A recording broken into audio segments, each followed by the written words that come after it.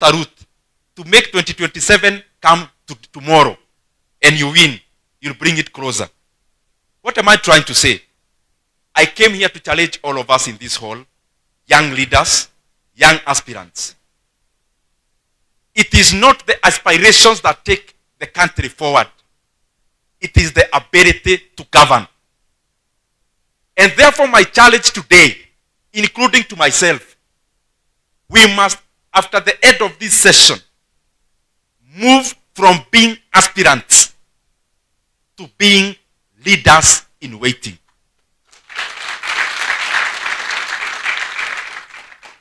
Because an aspirant is a person you ask, unataka kuwa nini? Nataka kuwa mbunge. Unataka kuwa nini? Nataka kuwa MCA. Nataka kuwa senator. But you must look inward, na saa zingine unajiuliza swali. If you are to be given this position today, where would you start? And that is the challenge of moving from being an aspirant into being a leader in waiting. If you read one of the books written by Tony Blair, after retiring from being prime minister, the British prime minister, he got another role of teaching other leaders how to govern. And in teaching other leaders how to govern, he talks to presidents. He's actually the one behind the presidential delivery unit in Kenya, the previous term. And even this term, he actually is also an advisor of the current administration, informally. And he's paid for that. He has tutored many leaders. And in one of the books, that is the point I had, he talks comprehensively about how so many leaders have a very sweet tongue. They have very good strategies of winning an election. But upon interacting with them, he realized their ability was ending on winning. There was no ability from there. I have participated in a national campaign in Kenya. And I can tell you, there is a deficiency in leaders in waiting in Kenya. A person wins an election and spends the first 3 years first asking, kiti inakuwaga wapi ya kukalia? Where do we start from here? And I'm talking about from position ya juu mpaka chini. So it is important, all of us in this hall today, ukienda kutafuta kiti, always ask yourself, ukipewa hiyo kiti leo, utaanza kufanya kazi gani? And how do you do that? Number one, it is studying. You know, I have many people, I can see many, now that I have come here, naona watu wengi ni marafiki wangu hapa. Saa zingine mnanipigia simu. I want you to be my mentor. Mukonji, if we had time, angewaambia the same. Sometimes you put us in an awkward situation. When you tell somebody, nataka ukuwe my mentor. Okay, what do you mean by that? I want you to, si tunaongea, tumekuja hapa tusaidiane. When you tell a leader you want to be a mentee, okay, what do you want that leader to do? Okay, ukuje ofisi, tuongee, nikupe my story hapo, then you go home feeling very nice in your heart. You are motivated. Guys, that is not mentorship. Mentorship happens on the ground. It does not happen in offices, which ukiingia iko na carpet na iko na fan inawapigia air hapo. If you want Mukoji to be your mentor, wewe unasoma kwa PA wake, anaenda ground siku gani? Go and observe what he does. And there is no coincidence, guys. There is no coincidence. If you look the sequence, myself here, our current governor has been my friend since he was a councillor. Both of us, in I think some election back then, we participated, both of us, directly in the campaign of our former MP called Genye Kariuki. We participated. Sio selfie that uko. Is it a coincidence that both of us participated in Genye Kariuki's campaign? Genye Kariuki himself had participated in Kenneth Matiba's campaign. Myself, I participated in our current governor's campaign when he was vying to be MP for Kiharu. And now I am here as MP for Kiharu. Can you see that sequence? Kenneth Matiba was our MP. One person who was a youth winger in his campaign served as our MP. I am here with our current governor, having also been part of the youth wingers of that MP, who became an MP. Our governor became MP, and I'm now MP. It's not a coincidence. So what I'm telling you, if you do an analysis currently in Parliament, you realize a sizable population of current MPs, senators, even MCAs, who are either PAs of MPs, CDF committee member of an MP, even a bodyguard of an MP. One for Kitui was a bodyguard of the MP. What does that tell you? Learning not from books, learning practically by observing, by doing.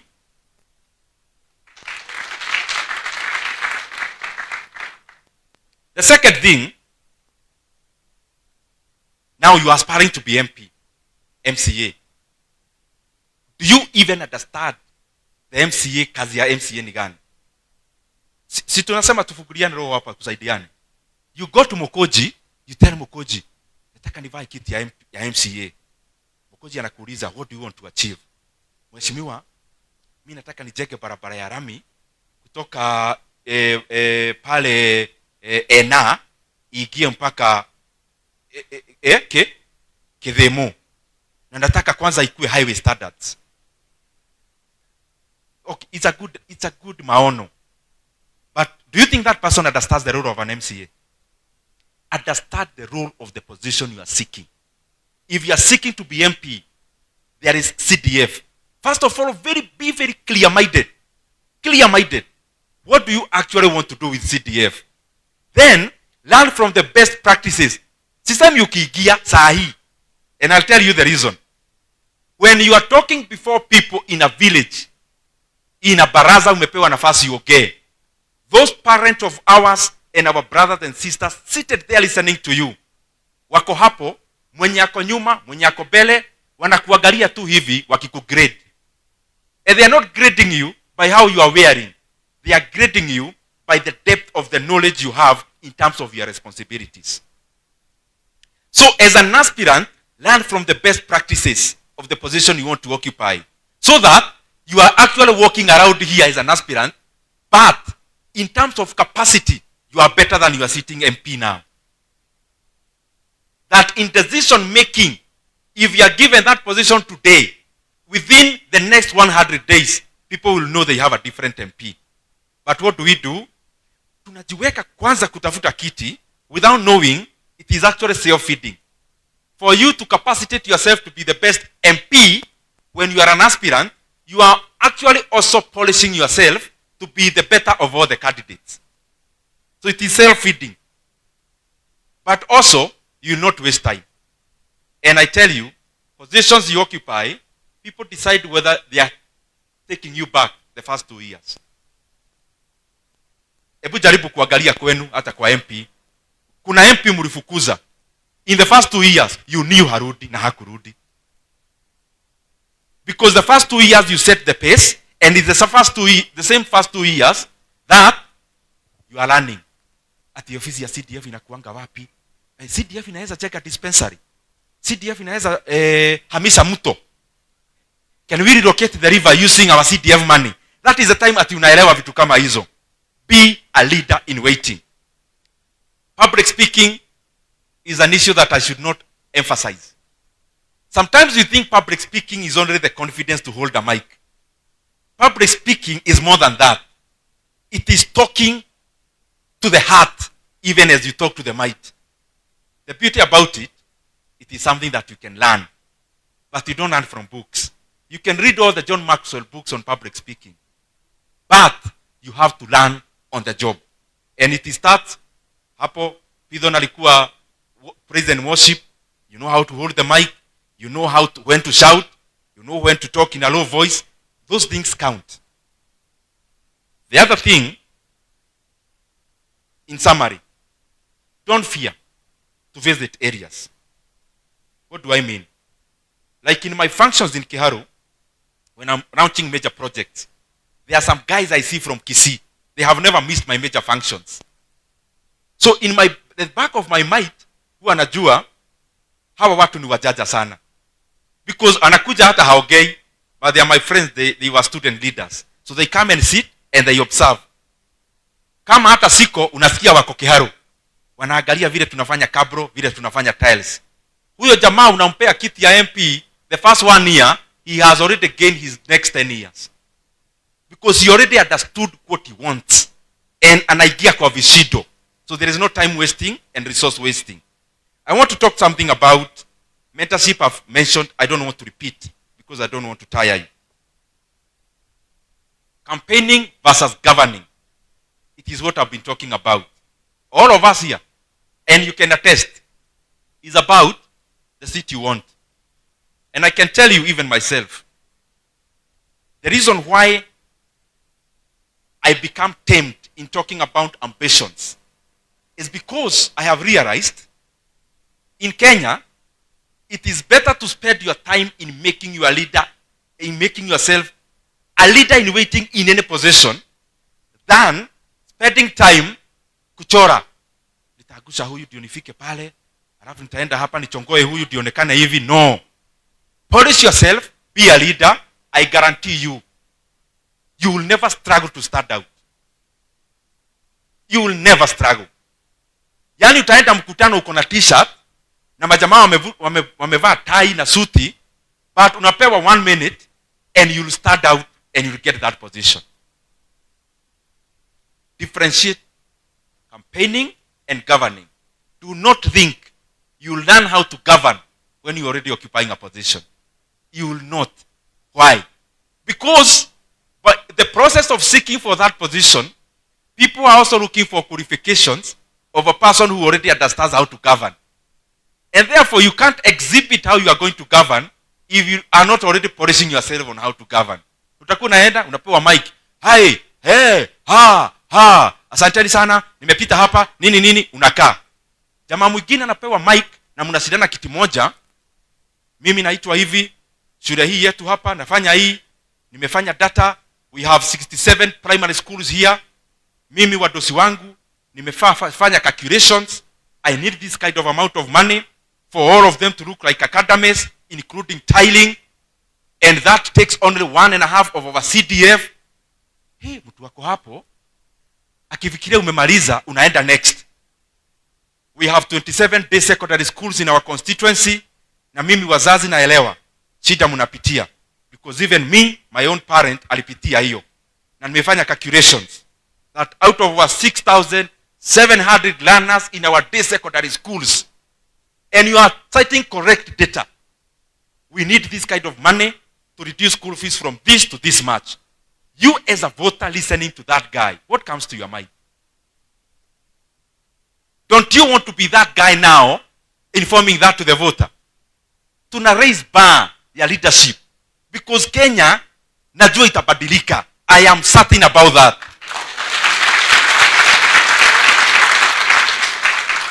Lakini, we will not buy, unapewa mic kama kijana, unasema vitu mbili tatu, unakaa. And let me tell you, sometimes we take voters for granted. That's something I have come to appreciate. The current voters, wale unaenda kwa baraza, ati unafikiria umetoka Nairobi uko na maneno, huyu wako pale nyuma, ni retired teacher, amekaa hapo. Huyu amekaa ile kona, ni retired nurse. Uko hapo ukiwapea porojo. Wewe ukienda, wanaachwa, wakielimisha watu on how ignorant you are on matters. Don't want to be that person. It does not harm you to know your constituency so well that munaenda baraza na you are sitting MP and you know the constituency needs better than them. It doesn't harm you. Kitu kidogo sana, kwani itakuteka hata unit pili ile ulisoma nyinyi mumeenda campus. Umesoma 4 years psychology. You can't take a week to know your constituency and you are seeking for such a high position. That's what I'm talking about, guys. The other thing, now tumekuja kwa campaign. course, I agree governing is important, but you can only govern when you occupy a position. And that is why I support my brothers and sisters in civil society, yes, but I think it's also better to step in the field itself. So that even as we put the government into order, especially our brothers and sisters in the civil society, we also actually come to the front line, that we can do things better. Kama nasema kitu? Nasema nini?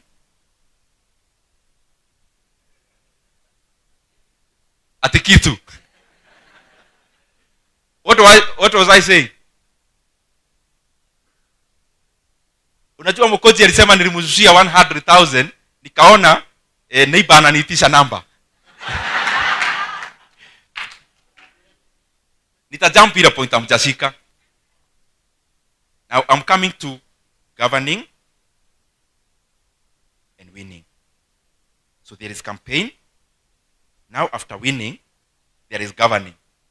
But knowing how to govern is also a prerequisite of people knowing that you are a good leader.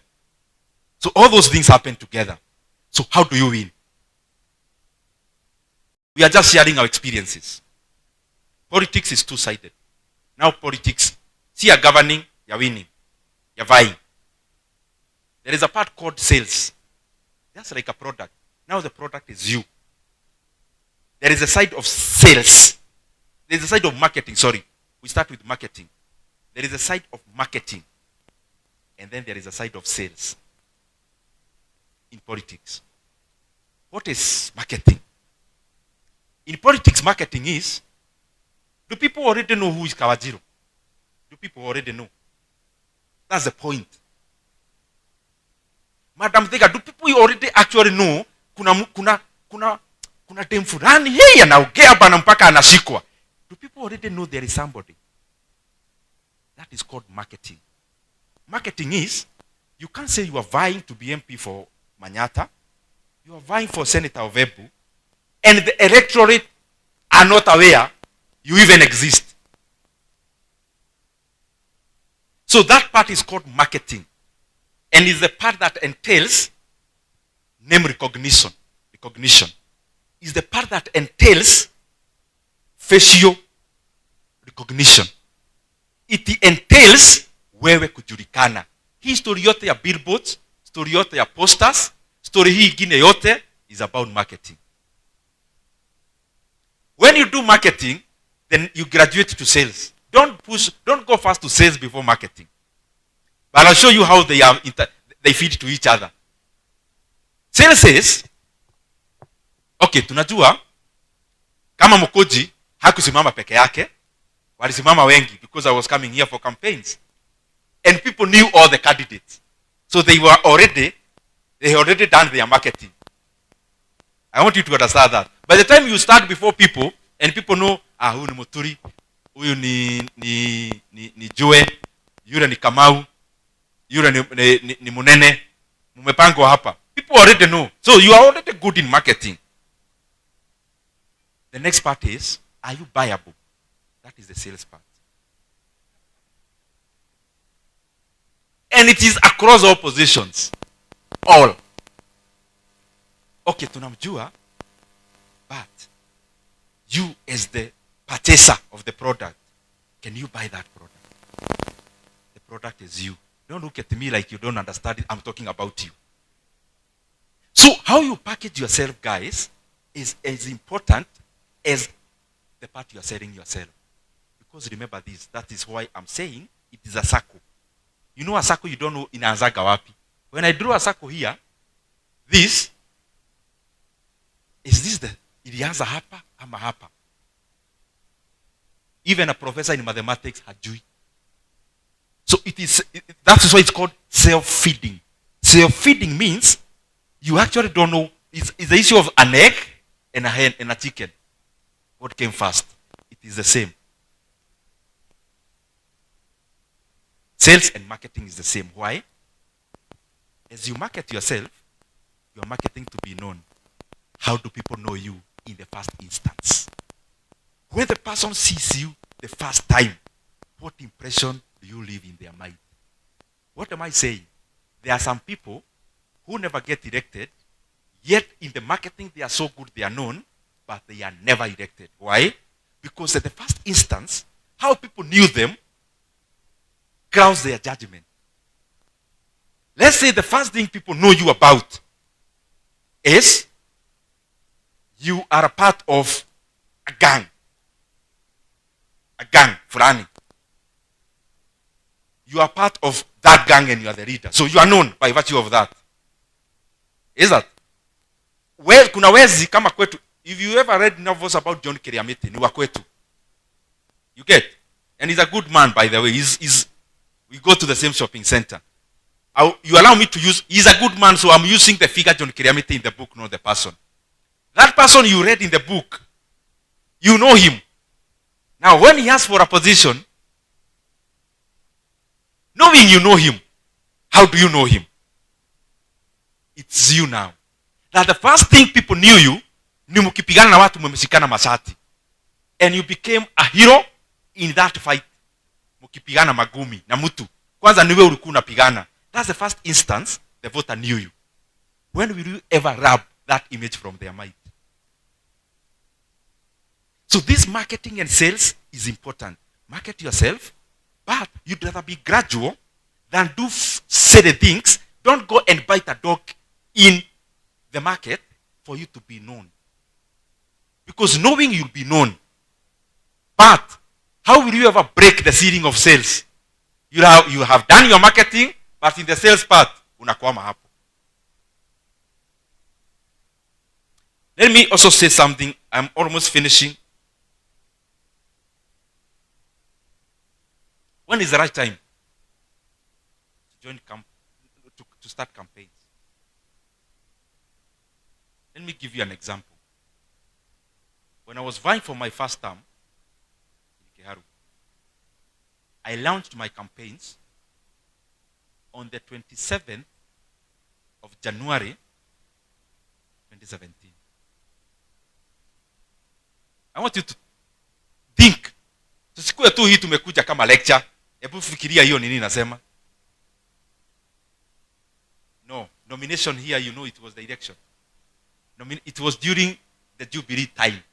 So in all this region, nomination was the election. And the nominations were they had been scheduled for March.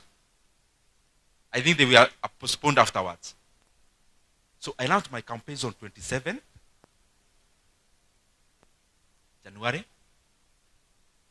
2017. I remember one time a lady called Washiko. It had never, haijawahi nitoka kwa mind. Washiko was my supporter. Tulikuwa tunajuana. Na alikuwa anaona jamaa anachelewa. So mimi naona bana na sasa hiyo ni kama last 2016 August. Nikaona amepost kwa WhatsApp. Nyoro MP. Then I saw one guy make fun of my name. That guy is my friend now, but sijawahi mwambia. You know, people have never known Ndindi Nyoro. Nikaona jamaa make fun kwa hiyo WhatsApp. Then I called Washiko nikamwambia toa hiyo kitu. Because I didn't want to be an aspirant that early. I didn't want to be an aspirant that early. This is the reason, guys. Calculate properly. Between the period unagurumisha gari ya siasa, ikiguruma hivi ni kukanyaga mafuta. So you have to calculate properly. That you have enough resources, enough things to tell people. So that ukigurumisha gari, you know, when you launch in 2 years before time, it means you'll go to the same villages 4 times. Selling the same story. Oh, buliniambia hili maneno ya ile barabara, hiyo mara ya 4. When you launch too early, you also fall into a ditch of people seeing you as an incumbent aspirant. There's something called an incumbent aspirant. So when people are looking for something new, they actually categorize you in the same category as your current sitting MCN and MP. Munaika kwa kikapu moja. Why? Akiitwa Mashakaya, si hata wewe unaendanga. So you've been serving. Kwani anaomba kiti? Si amekuwa. Sisemi ati mumeanza mapema. But I'm just saying, wewe umechelewa, don't think that you are late. You are not. Depends with how you are packaging yourself. The last thing I want to talk about, ndio niongee kitu moja tu nikae chini. How are you packaging yourself as a candidate? Because you can package yourself by winning hearts through sympathy. How do you win sympathy? You win sympathy when you project the opposite of strength. So as a candidate, you are appealing to sympathy or you are appealing to strength. So how are you packaging your campaign? As a young person, most times, including me when I was vying, an element of sympathy is very high. This is the only caution I wanted to underline there. Don't just sell yourself as a product on the basis of sympathy. Let people sympathize, but they actually also see a leader in you. As you give a story on how you are being chased to get school fees, because it's good you are associating, yes, after that, which lessons did you learn for you to be a better leader? That 1 minute you are given to speak is the one you should summarize those things. And I want to again, guys, underline. Yes, it's good to, ukienda pahali unachocha. Hata mimi nilifanya hivyo, nikuja nikasema vijana nini mkasema. It's good to kuweka tempo. But you look frivolous. When you come and shout all those things, then you don't say anything about the position you are seeking. And you are telling your electorate. They live there knowing, yes, they are not electing the one who is there, but they also live there knowing you are also neither an option. And you remember there is a time you can be given a chance to speak. You end up campaigning for the leader you already have who is already actually not good enough. Because when people compare you, unaona, hey, I can't have those things apply to all positions. And I hope I didn't come here just to excite your heart. You know, kuna vitu tunaedaga unaongeleshwa, unatoka yuko mimi nimesikia ameongea vizuri sana huyo mtu. Like sometimes I go to speak about investments because that's the other area I like a lot. You see people are excited. If you recall that meeting after 1 month, uulize watu, how many of you took the first step? You realize you are speaking to yourself. So guys, yes, I was speaking to myself because I also learn when I'm speaking. But I also hope you don't trivialize those points, including the ones that we are given earlier.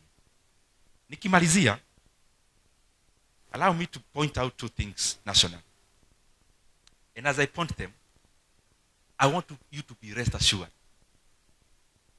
Nyinyi ni vijana kama sisi. I want you to be rest assured.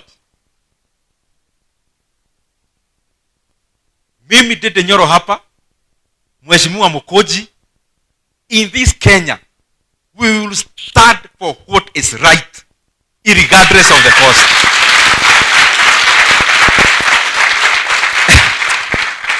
And you know, sometimes we are talking, guys in positions of government, they think, ati utarusha hii jina hapa, maneno pale. I want to assure them, my friends, we are here for a long haul. And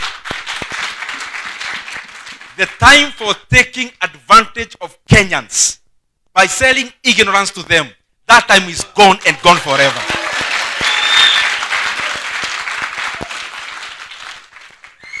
The other day, I talked about Safaricom shares.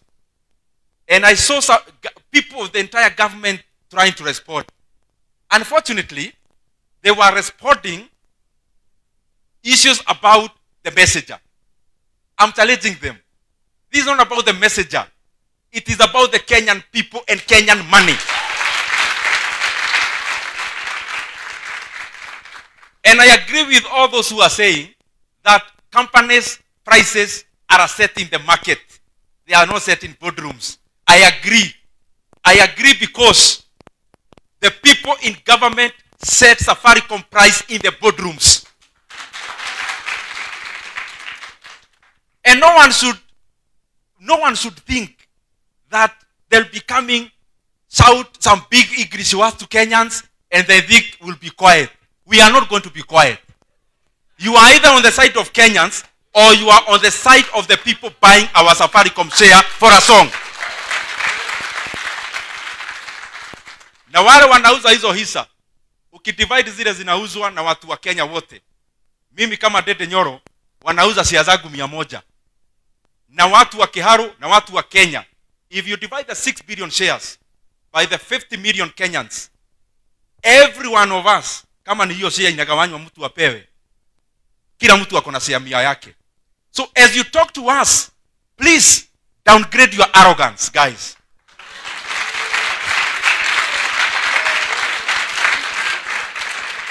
Because there is no way I am going to keep quiet. And I'm repeating many times. I have been in maneno ya shares since I was first year in campus. And if there is a time I'll use my knowledge, I will use my expertise, I will use my understanding to help the people of Kenya. It is now when we are selling our most prized asset called Safaricom. And my formula is very simple, guys. Okay, you are selling Safaricom to build roads. In fact, I'm saying, go ahead. But I'm telling you this. Is it money you want? Yes. More or less, more. Then I'm here saying, you'll get more money by opening Safaricom bid into international buyers to compete. If we end up getting 350 billion Kenya shillings, instead of the 200 billion we are getting, aren't we going to build more roads? Aren't we going to build more roads? So we are just saying, we are not going to keep quiet as people purport to take advantage of Kenyans. Telling me Safaricom is listed and telling Kenyans, we know. But we also know this. NCBA is a listed company.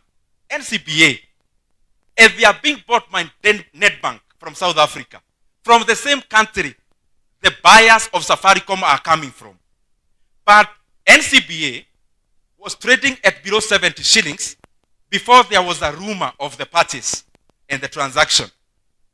But the people who are buying NCBA, they are buying it at over 102 per share. It is listed and we know. So if it's a lecture about market prices, that lecture was done with long time ago. We know it. There is a company called EABL. And their biggest shareholder is called Diageo. And they are selling to Asahi of Japan. The market price of EABL share as of yesterday was 244 shillings in our NSE, not any other place. But Diageo is selling to Asahi for 590 shillings per share. So we are telling you people in government, it is either you float Safaricom and you open it up to international bids, or you face the people of Kenya and tell them, or you, let me repeat, it is either you open up the bid for Safaricom for international bidding so that Kenyans can get more money out of this sale, or you just face the people of Kenya and tell them you are safeguarding your own self-interest in that transaction. But hii story ya kukuja na maneno mkubwa mingi, it will not work. Because we are going to speak. If you don't want to hear, it is your business. Many Kenyans want to understand about their assets, and we are going to do it.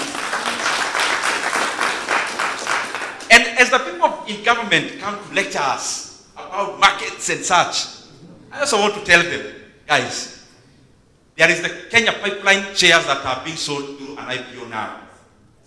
You go back to where you were in a meeting, trying to think you are allocating 20 to 25% on something you are calling regional investors. And you are talking about Uganda. The people in government who want to buy Kenya pipeline shares, don't call yourself a regional investor based in Uganda. We know you, it is you.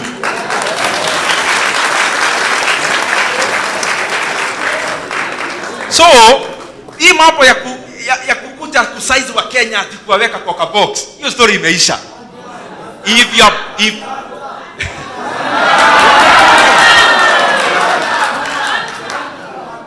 If Kenya pipeline shares, if you look, you know, if you are doing honest transactions, guys, don't bother hiding. Face Kenyans during the day. That boardroom you went, allocated, yes, 35% to the national treasury, 20, 25% into something you are calling regional. That regional investor they are purporting is a Ugandan. But that Ugandan is a Kenyan. And I want the people of Kenya to check. After the closure of the Kenya pipeline IPO, from Kenya, the second highest investor will be Ugandan. But that Ugandan is a Kenyan. The second one, they are purporting at a foreign investor, giving that foreign investor 20 to 25%. I have the names of those companies.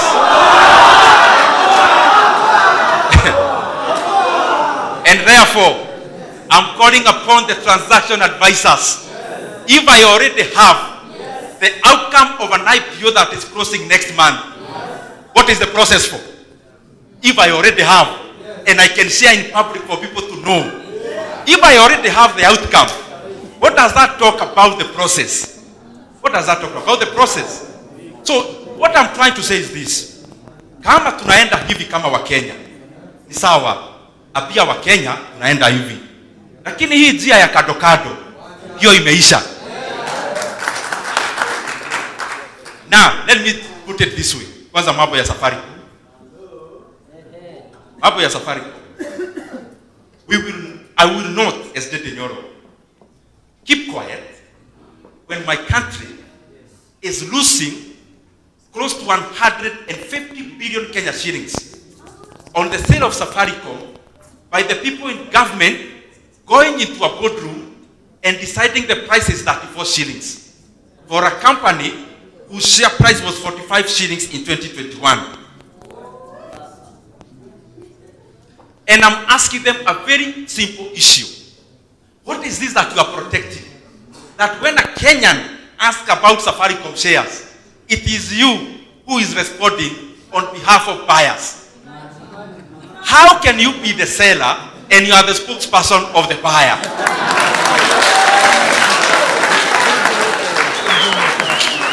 Let me make it very clear. For the last time, hii watu ya serikali, mimi nauliza kwa heshima. Hii share ya Safaricom, mimi sitaitikia muuze kama panga ambayo imekatika. Lazima muweke hiyo kampuni, watu wote waweke bits zao, Wakenya wanufaike kwa pesa ambayo ni mingi. However, if you feel that you are not going to be answerable to the people of Kenya, I am going to share the phone numbers of directors of Vodafone.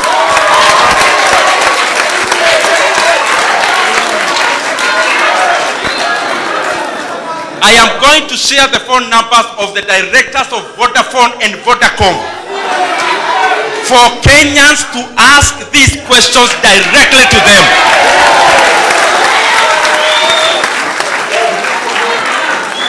And mimi nitaendelea kufanya siasa ya heshima kwa viongozi wote. Naheshimu kila Mkenya. Naheshimu kila viongozi. But I also want to tell them, we are not going to be intimidated by anyone. Yes, Mr. President. And especially when we know and our conscience is clear that we are doing the right thing for the Republic of Kenya. Vijana oye. Ya mwisho. Mimi nimekaa chini kwa heshima kubwa sana. Na nimefanya calculations on what is required for Kenya to offer free basic education to all the children of Kenya. Na nimeanza na senior secondary schools. Na nimefanya my calculations. Because I am saying that because my colleagues are in Naivasha. But I took time to also come here. I'll join them tomorrow. And I understand the government was there talking about education.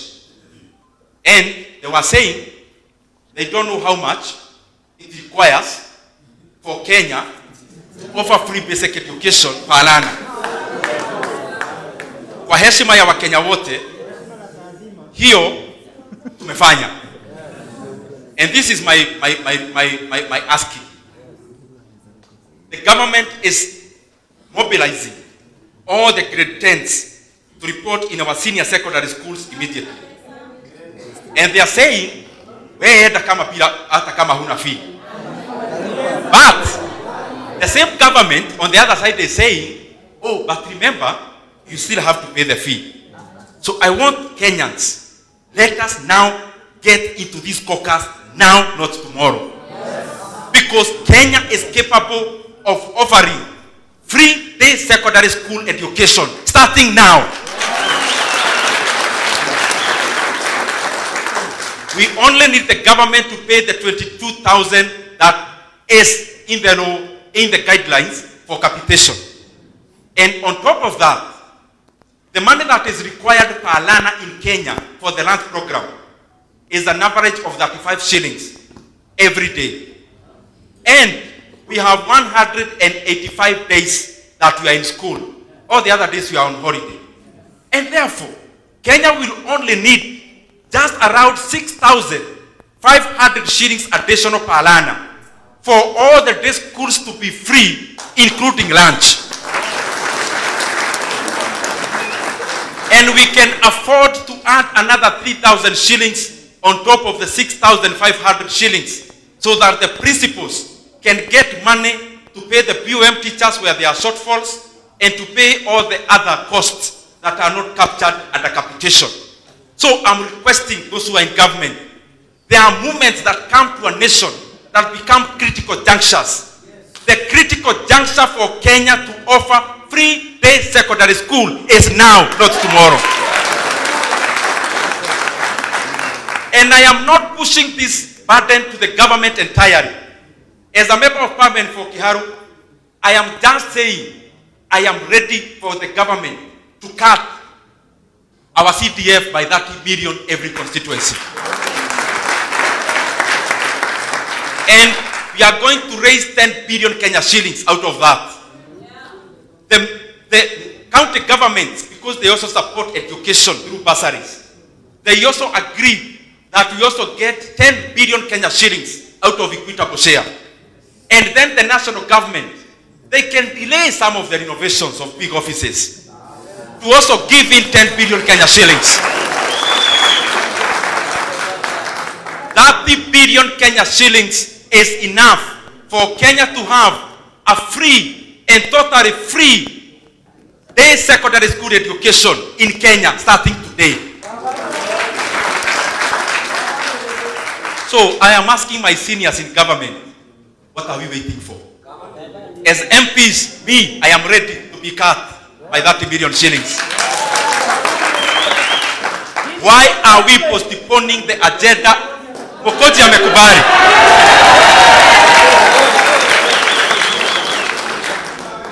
And instead of us now always calling the parents of day secondary schools every term, we can save them from all that. Because we'll have a kitty taking care of every single learner in Kenya. And they'll be eating in school with that amount from Monday to Saturday. Because it is already catered for. Mimi nauliza wa Kenya, must we postpone an agenda which is right? No. We do it now or tomorrow? Now. Wakenya mnataka free basic education today or tomorrow? This year or during election year?